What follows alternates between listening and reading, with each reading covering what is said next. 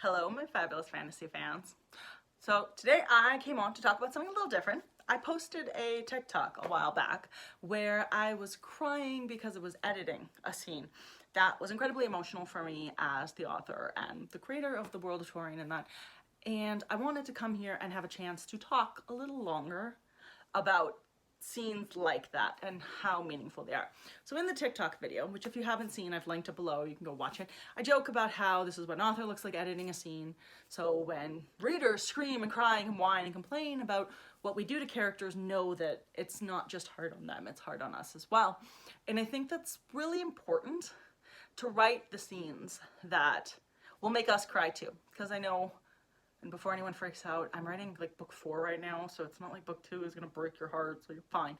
But I, as an author and as a reader, think it's really important that we address some of those harder topics that aren't always so easy to discuss. So there's a lot of things that in our world are challenging for us to talk with our children about, or children talk to parents about, or just to talk about in general, things that are taboo or that are, thought of as negative, things like mental health or miscarriage and any type of reproductive issues that you run into, as well as grief is something people don't always necessarily want to hear about, or death. And I think that these are all topics that need to be brought up more in literature and in even like escapism type books, just because it's part of daily life and it's something that if it can spark a conversation with people, I think it's really important. And that's one of the reasons that my books do touch on, at least especially as we continue to get further into the series, they get a little bit more mature with each book. And I'm touching on a lot of these sorts of topics. In book 1, I touch on the topic of sex with my characters, and while they're 17 and 20, they're at a younger age than that, and I do write it age appropriately for a 17 and a 20-year-old in that. But I do think it's an important topic, and to have a YA book where there's no mention of sexual activity whatsoever, while there are kids who are not sexually active, there are far more that are, and I think it's important to have that. The same reason that I talk about trauma, and before anyone freaks out about things, the majority of the trauma that is being brought up in my book is trauma that I have lived through.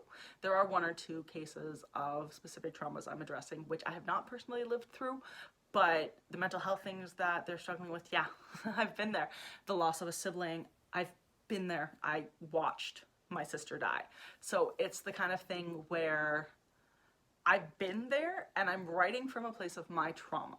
Now what that means is that there are scenes that are hard for me to write. There are scenes that I will sob through writing, and I will sob through editing, and I will sob through every time I read that book. And it's okay, because putting that on the page is part of my therapy journey, and is part of me leaving that grief in a place where other people can learn from it, and other people can see themselves and feel heard. That doesn't mean that I'm trying to take my grief and stuff it down everybody's throats.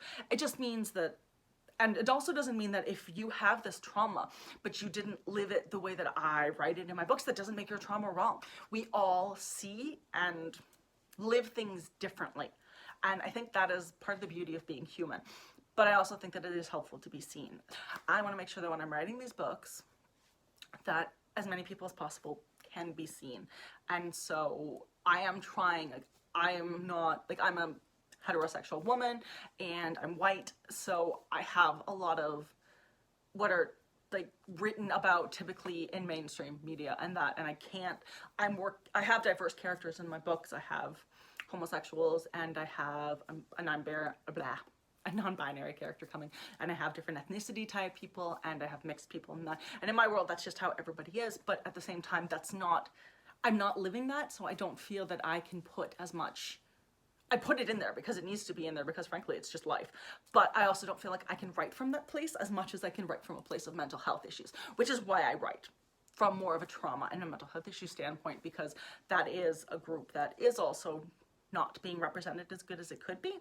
And it is the one that I know best, because it is one that I have so much experience with. So I will say that sometimes I hear reviews where people are like, oh, this behavior isn't realistic. And honestly, that kind of makes me happy, because when I hear that, I'm like, oh, yay for you! You have not lived my trauma, and that makes me happy for you, because people who have lived my trauma read it and go, oh snap, I know what that is. And they know immediately what is happening with my characters.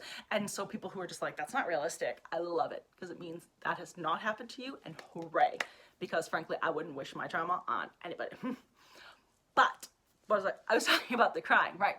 So I do think it is important to be able to talk about the fact that when authors write, that those scenes are hard for us. And yes, I know that nobody's going to come at me because I made them cry in a book and that, but I do think it's important for a reader to know that when we do something to our characters, yes, there are times where I cackle like a Disney villain while I'm doing it, but there are other times too that it is meaningful and there is a reason for it, and it's not just done to make you cry.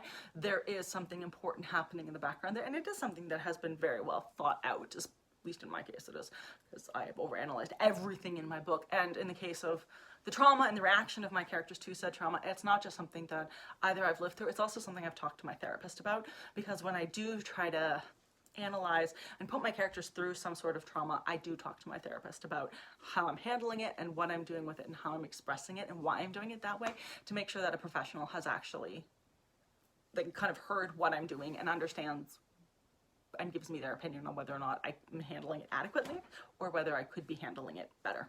And if she tells me there are better ways to handle that, I will listen to Mary Catherine because she's fabulous.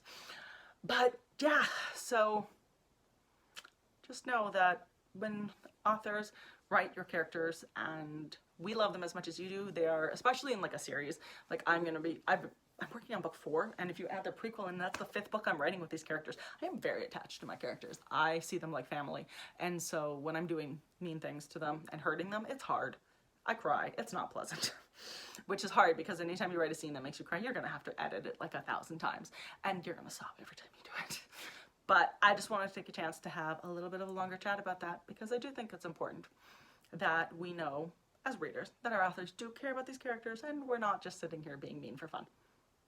Sometimes we are, but usually not. So I hope you have a fantastic day and happy reading. Bye.